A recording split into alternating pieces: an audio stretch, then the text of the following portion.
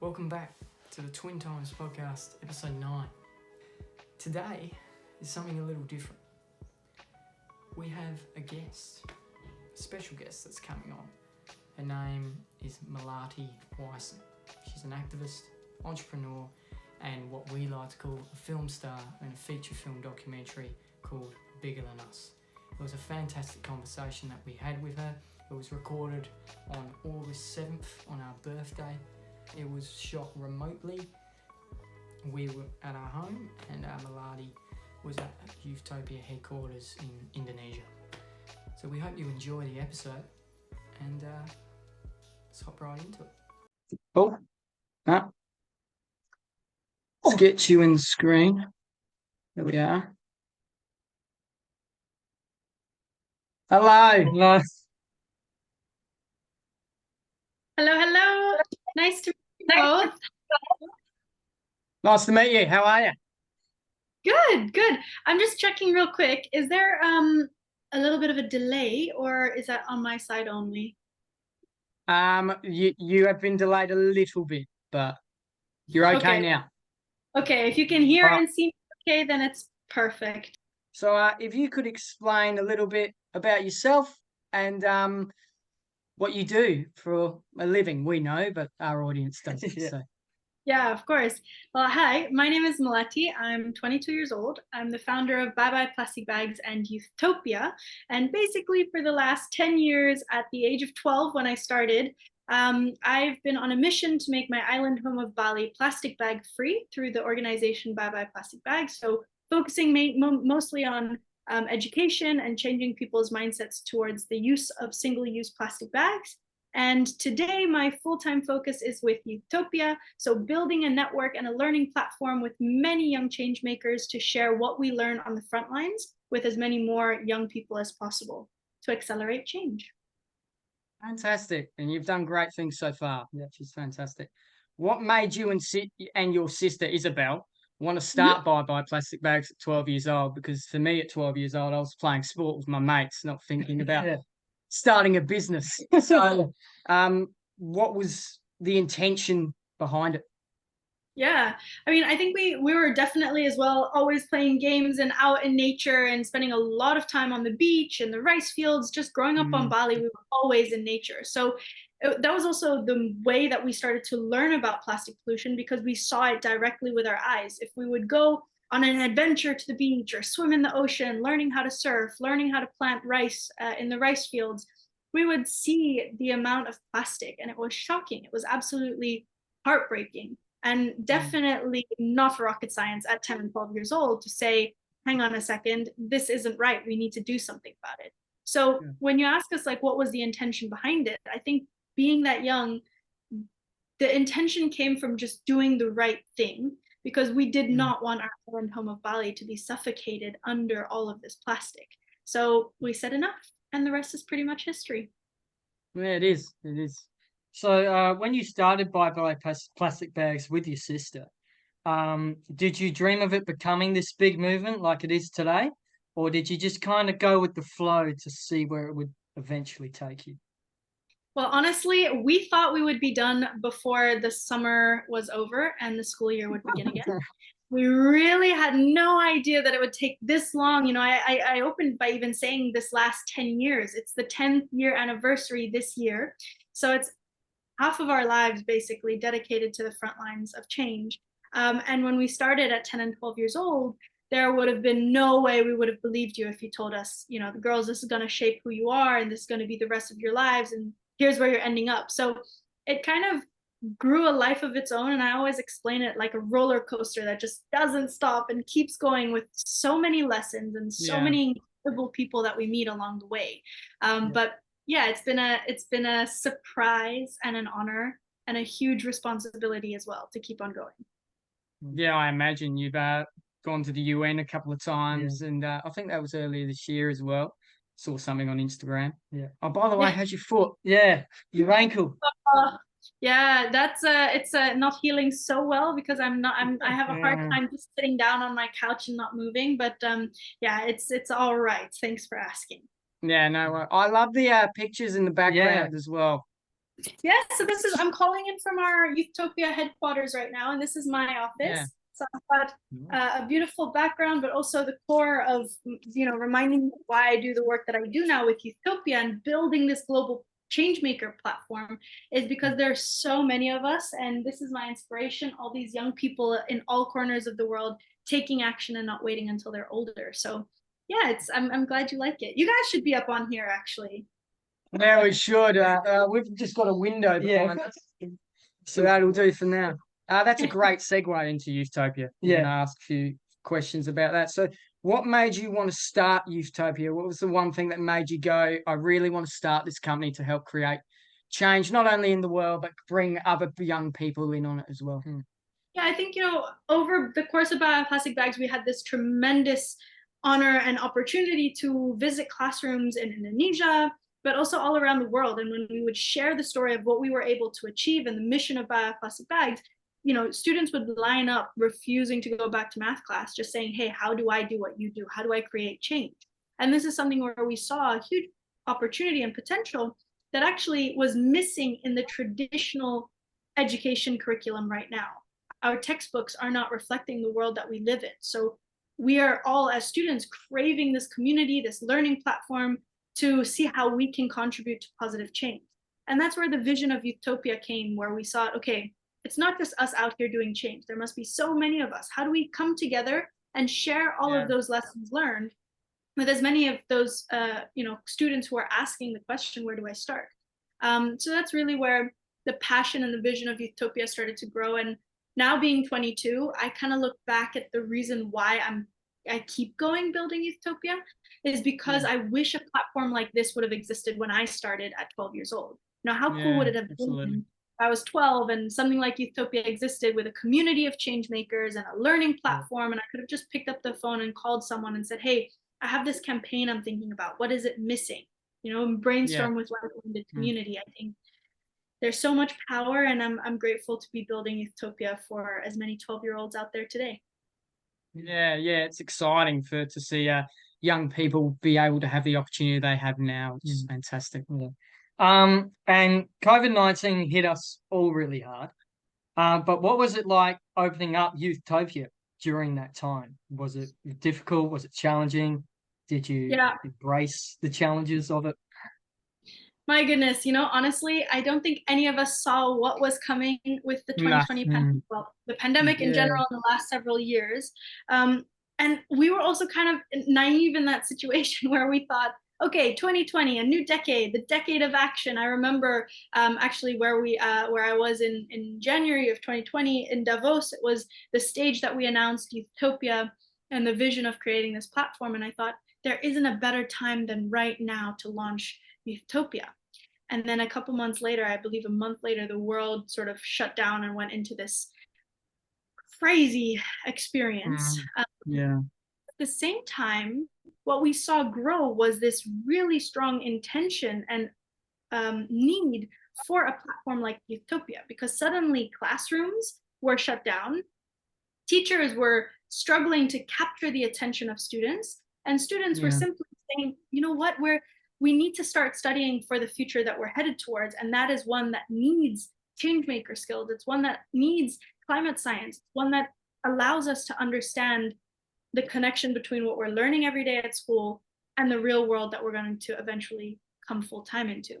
So Utopia became a nice addition to the existing school curriculum, and teachers loved using our videos in the classrooms. We had programs where we brought, through Zoom webinars, we would connect change makers into the classroom. Students were looking outwards, outside of their classrooms to attach to a platform like Utopia. So it was an exciting time, but it was chaotic. Like, do you remember those first days of the pandemic? There was, especially the online virtual world, you would say something out there trying to share information and it would get often lost. So the skill of holding on to, authentic storytelling and amplifying the story of others became a really big core of why Utopia worked so well and continues to work today. Yeah, I remember when COVID hit quite badly here for the first time, and Scott Morrison, the Prime Minister at the time, announced the lockdowns, and it was just really hard to stay in contact with family. I'm going to ask a question now. Yeah, that's right. With family, were you able to see much of your family? Do you have all your family in Bali, or do you have some internationally? No, so I'm half Dutch, half Indonesian, and born and raised of Bali. Yeah, so I have my mom and my dad and my sister here, and actually, for me personally, the pandemic was the biggest privilege of that entire experience was to be at home for an extended period of time, because I had gotten into a rhythm where I would, maybe the longest I'd be at home was 2 weeks before I'd leave again on a trip, on an adventure, an expedition out into the jungle somewhere, just not home. So during the pandemic, I was really lucky to be, in the same village as my mom, my dad, and my sister, and spend a lot of quality time together. But it also allowed me to regroup, ground, and build this online community as well of Youthtopia from scratch. So in the sense, that was my way of connecting with family and friends as well. Yeah, I guess so. Yeah, it was hard. We've all gotten to the other side at the end of the day. Yeah, the light is coming in. It's very good. What's it like combining like the signature Circle of Youth network and the Circle of Wisdom? And are you able to get along in that regard? Is there any like intergenerational clash, or are you able even to gain more knowledge out of learning from? I don't want to say elderly people. Yeah, well, the Circle of Wisdom, those words were Circle of Wisdom, with intention. Yeah, no, so the entire idea of this was, obviously the heartbeat of Youthtopia is our Circle of Youth. It is the teachers on the learning platform. They are the ones sharing the experience that they have gathered over their short years lived, but many and meaningful lessons learned already. And to connect them and pair them with the Circle of Wisdom, which is our older generation mentors, advisors, was really important for us to make sure that Youthtopia did have that intergenerational aspects, because I think the time for pointing fingers is over, but it also, we can agree, doesn't get us very far. So the Circle of Wisdom are all people chosen for the passion that they have to empower and mentor young people. So that was like a qualification that we looked for within the Circle of Wisdom.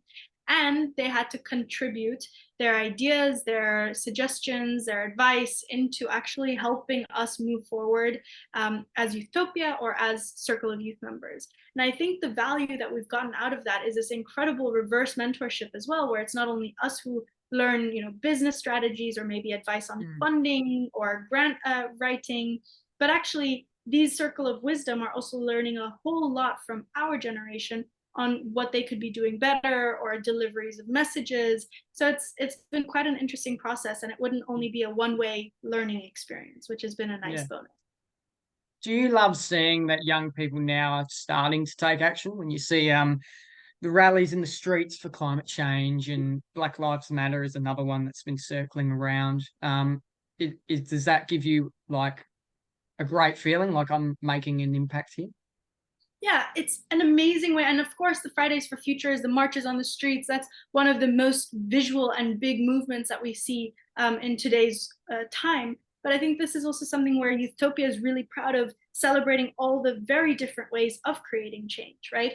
We have wildlife photographers, we have writers, we have artists, we have researchers and scientists and innovators, and the list goes on. But the exciting part of this is that when we talk about creating change, it doesn't have to look one way, it doesn't have to be one way, and you can also change as a change maker. So this is something that from 10 years now, starting at 12 to 22, it's something that I've been paying a lot of attention to, because I think that if we create this narrative that there is so many ways to create change and we have to celebrate all of them, it's going to be a lot easier to invite people to actually be part of this movement, because they don't see it as one way.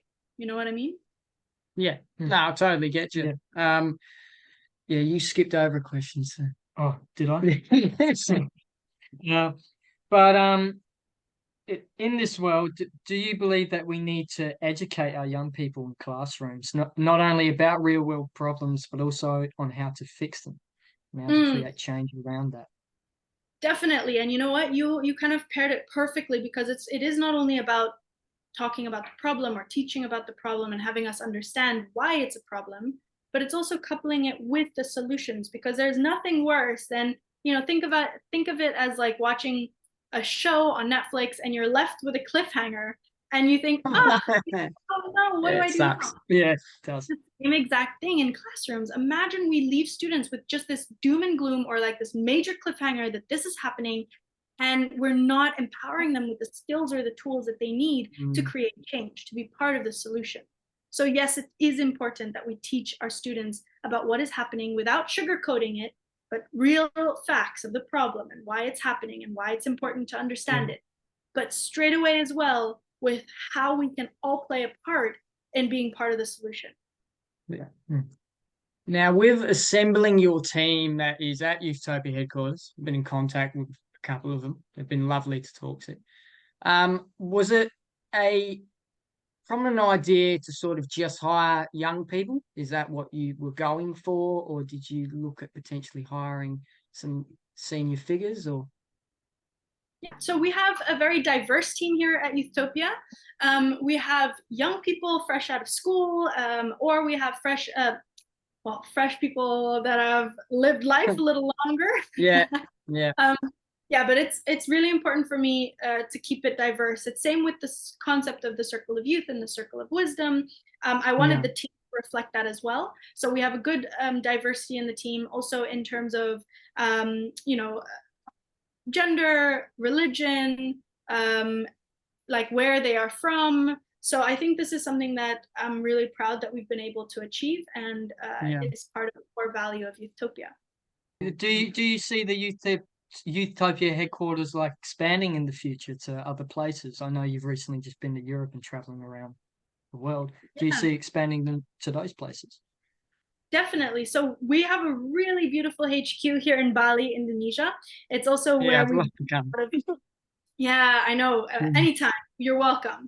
It's we have it's 5 recycled shipping containers, all elevated up so it's not touching the floor or destroying the soil health. It's powered by the sun with solar panels. It's got a permaculture garden out front, and lots of cool different elements throughout the office. But I think for me, something that has been a goal this year that we have achieved is expanding in different parts of the world. We have a headquarters in partnership with 1880 in Singapore, and this is also where our co-founders Lily Lim is based. So she's hosting events there and being the feet on the ground in Singapore. And in Australia, in collaboration with Tribes, we have a HQ space that we're allowed to use in Byron Bay, Australia. So that's something that we're really happy with. And it's also, I mean, I'm not complaining. It's a joy to be in Byron Bay and in Singapore, both really hotspots of the world. But I would say also, the way that we've structured these headquarters are maybe a little bit untraditional,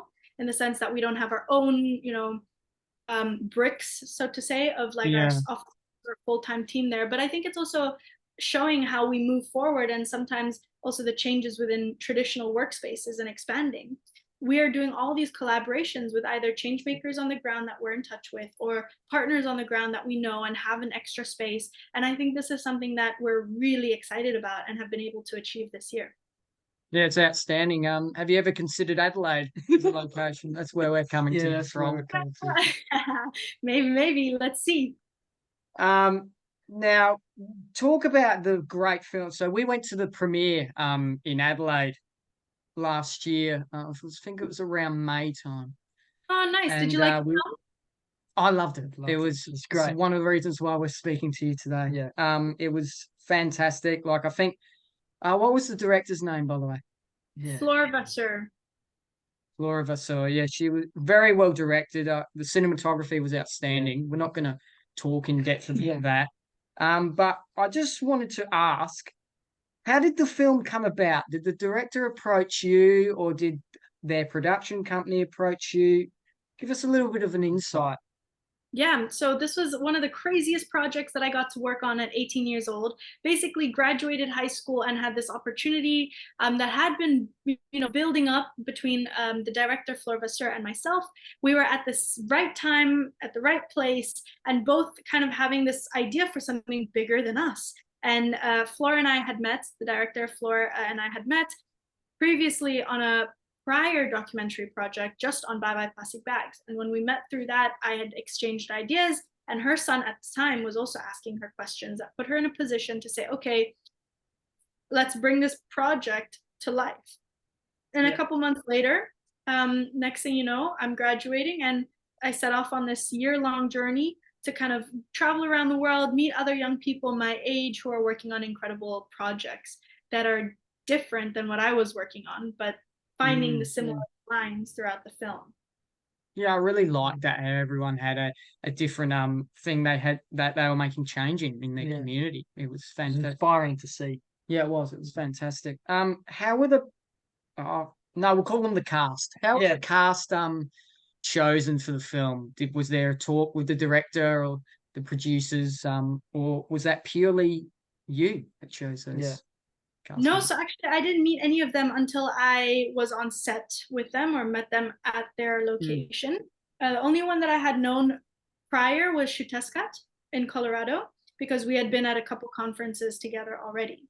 But the crew had an entire research team and an interview process that they selected and made sure that, again, the crew that we chose would be diverse in topic, diverse in gender, diverse in location, but also good reflection on what young people today are.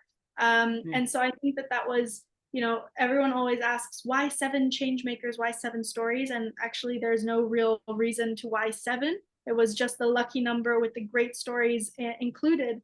And yeah, I got to meet them. It was all very, not spontaneous. There was a lot of planning going towards it, but I had the honor of learning about their stories and then actually getting to meet them. And the whole thing is unscripted. So imagine being 18, having this opportunity, and a lot of trust from the directors and a lot of trust from the team that I'm working with to create these stories and bring them out to amplify the incredible work of these change makers on the ground. It was a lot of fun, but it was also a lot of learning on the go. Yeah. Do you struggle with sort of being in the limelight or being in the spotlight a little bit? I enjoy it when I get to talk about other people. So that's also where I've kind of built a foundation for that to be my job.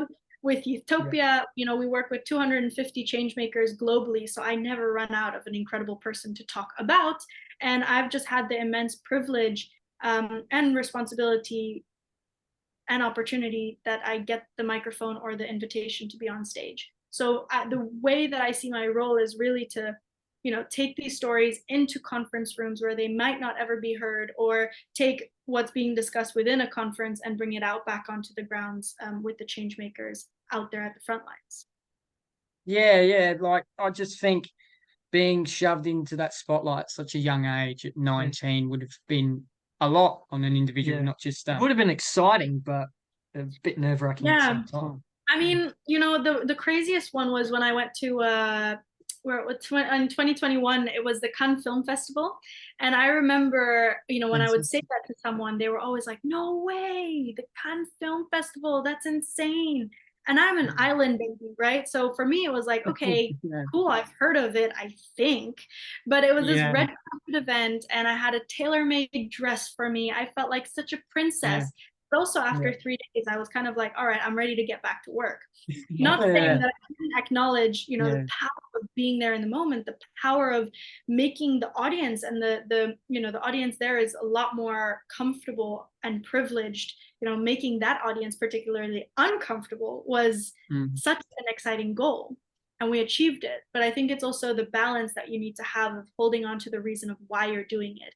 And my reason at 12 years old for starting definitely was not end goal walk on film festival red carpet. So staying humble, staying grounded is key. And of course, it's not always easy, because when you're growing up, those are lessons you learn the hard way. But that's also why having an incredible team and having an incredible support system kind of keeps you grounded and makes sure to check in on you and keep you on track. Yeah, absolutely. Like, well, that's an amazing achievement. Cannes Film Festival is one of the biggest film festivals in the world. Yeah. So, It's did you incredible. see anyone that you knew Yeah. in particular? Any actors? Yeah, I mean, we were so busy. We were working so hard. We had a lot of different interviews and a lot of different events and screenings, obviously. But I think I remember being on the red carpet, and Timothée Chalamet was there, Gigi Hadid was there, of course, Marion Cotillard as a producer of our film, Oscar award-winning actress. That was an insane experience to be alongside such famous people. And then, you're kind of everyone, all the photographers are like looking and they're like, who's this? And I'm like, hi, from Bali. It's me, Mo from Syria. This is Mary. Hey, and that was a funny experience, but yeah, definitely done that, and it will always be a special memory to have. Yeah, it'll always be something great to look back on. Let's get back to questions. Yeah. When you were walking with Mary, I think she explained it's like the life jacket graveyard. What were the emotions that you felt in that moment? Yeah, that was one of the most intense experiences. I felt absolutely heartbroken. It was one of the harder scenes, right? If we're going to call it like, it was definitely one of the harder scenes or moments of the filming experience that it was hard to come up with anything to say. It felt way bigger than anything that I could articulate. It was heavy. It felt so unfair, and it was something that I was not prepared for. I had no idea what I was walking into. When I walked into it, it had already been a little bit, I don't know, how do you prepare for something like that, actually? Yeah. Right? You can't, I don't think. Exactly. So it was a big eye opener. It was something that, you hear on the news, and you hear that, the refugees fleeing from their countries, entering these new territories, and the chaos of that entire journey, the struggle and the pain, and you hear those stories, right? You see it on the news, you hear it on the radios, but when you actually see it, and then walking through a grave jacket graveyard, or a life jacket graveyard. Life jacket graveyard. That's where you really then see. And as Mary said, you start to wonder, it's such a strong symbol as to who each of these individuals are, suddenly piled up on a mountain. How is that right that we let it happen?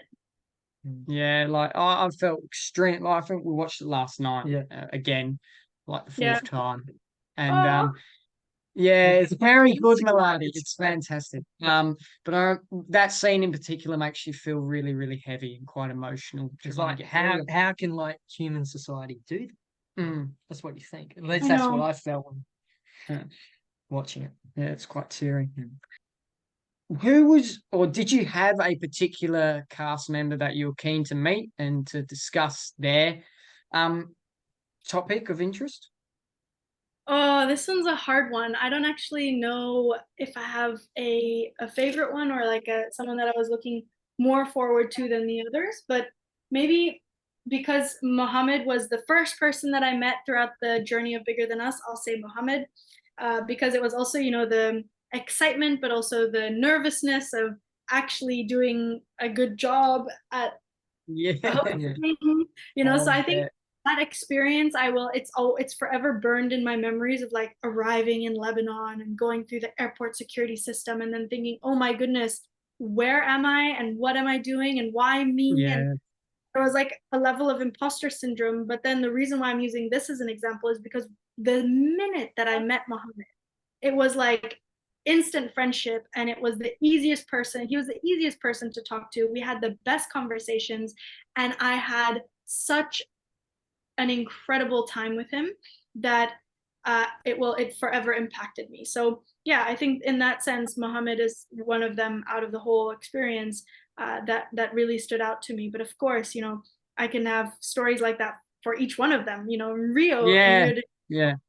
when I go with Renee, it was the first time I was in the favelas. It was the first time that I heard gunshots. It was the first time I had, joined a massive protest where I saw so much political unrest from the public. And with memory in Malawi, seeing those girls, 15 years old, carrying two of their own babies because they were raped and dropped out of school, and hearing about their stories and their traumas, but then still seeing their resilience. It was each location and each change maker really touched me and changed me a little bit forever. Yeah. That's the one thing I noticed coming out of the film, is that there's a lot of setbacks in your line of work. So what inspires you to wake up every day and continue to do what you do? I think it's, as I say in Bigger Than Us, it's choosing love. It's really stepping out of that place of fear, which holds a lot of us down. Imagine you have a setback after setback after setback. You could say, you know what, I'm too afraid to make a mistake again, or I'm too afraid to have that rejection again, or I'm too afraid that nothing will happen. And I think what keeps me going is a lot of the love that I have for the natural world, but also, it's the hope of what all of these change makers are doing every day, and remembering that I'm not alone, and seeing the incredible steps forward to really achieving change is what keeps me going every single day. Now, what recently, I don't know what the show was about per se, but you went to open a show for the former president, Barack Obama. Yes. And I just wanted to get a bit of an insight into how you stayed so calm meeting him. Is he as cool in person as he is on telly? And what's the insight into how you got that gig? And what was the show about? Yeah. Well, honestly, first of all, who said that I was calm? Because, oh my goodness. You look calm. No, but it was one of the most, I was so nervous, and I hadn't been that nervous in a long time. Also, mostly, yes, it was Obama, but there were like 9,000 people in the audience, roughly about that much. It was the biggest audience that I had spoken in front of. And I had no idea what I was doing there. As in, why me? Again, it kicked in thinking, what's the message that I can possibly deliver that sticks? So there felt like a lot of pressure. It felt very exciting as well, to be recognized on a stage like that, and super honored. But also, it was a big challenge because I thought, we're an opening act, so they were inviting us to open for President Barack Obama. And I thought, no one, of course, nobody's going to be listening because they're all here for the main show, which is him, which obviously. But so there was all this like thought process as to how to get a message delivered about youth empowerment, about young people. The theme of his talk is leadership. It's always leadership. So the message that I wanted to get out was that young people are more than an inspiration. We are here to be part of the actual decision-making process, the brainstorming process, as well as the implementation. And we see it every day now with young leaders everywhere in all corners of the world, that we are getting involved at a younger and younger age. So to take young people seriously and invite them in to the decision-making process. And I still can't believe I did it. I'm so like, whenever I see that back-to-back photo with him, I'm like, what? Yeah. That was me? I did that? Me and him? So yeah, it's I think it's going to be one of those moments forever. That's a highlight, and that was a huge honor, and I learned a lot out of it. Also, the response of the audience afterwards. I had so many opportunities opening up after, from a book deal that's coming out, as well to more interaction side. It was a huge moment for me, and I was so honored to get that. Yeah. Final question. If you could see your 12-year-old self now, in particular, I picture the Instagram reel that I saw you walking on that beach, that same note of plastic bags, starting bye-bye plastic bags with your sister. Mm-hmm. What advice would you give her? What would you say? Oh, I think I would tell her to pace herself, and be serious about change. Yes, keep going, but also celebrate the little wins. And this was something that I struggled to do when I was younger, and I'm only now learning how, learning being the key word. But it's so important because change doesn't happen overnight as much as we want it to. There are so many elements, so many levels, so much complexity for what should actually be so simple. And that frustration anchored me down so much that I would forget to celebrate all of the important little wins along the way. So if I could see 12-year-old Melati one more time, I would tell her to pace herself and celebrate the little victories. Yeah. That was a great birthday present. It's our birthday too. Happy birthday! Oh my goodness! Yay! How old are both of you turning? We're 22 today. Yeah, 22. Yay! Welcome to the 22 Club. No worries. Well, Melati, it's been an absolute privilege. Thank you for spending the time with us, and I'm sure we'll work again with each other soon. Yeah, let's hope. Yeah, oh my goodness, what an honor. Happy birthday once again. I'm so happy Thank you very that much.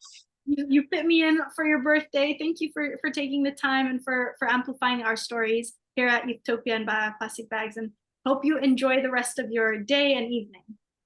Thank you very much. You too, Melati. Thank you very much. What a fascinating individual. What a great conversation. I told you it would be good in the intro. If you want to learn more about Melati Wijsen and her work, we'll link in the show notes and the description, depending on what you're watching or listening this on, whether it's YouTube or Spotify. We'll put it in the description about Utopia by Plastic Bags, the film Bigger Than Us. You should go watch it. It's on Binge in Australia. I don't know about other international platforms, but I'm sure it's around somewhere. That will all be in the description. And if you want to learn more about us, Charlie and I, our Instagrams will be in the description and show notes as well. And if you want to give this a like, maybe subscribe if you want, and share around with your mates, family members. And if you're on Spotify, give us a rating out of 5 stars if you want to, and then share it around and give us a follow for any up and coming episodes that come up. And like I said, if you want to learn more about Twin Times, go follow us on Instagram. And we also just want to thank Melati and Utopia, the team there, for communicating with us back and forth. And we hope you got some enjoyment out of it, Melati, and really enjoyed the episode as much as we did. This has been the Twin Times podcast. We wish you nothing but peace and love throughout the rest of the week. And we'll see you all in the next one.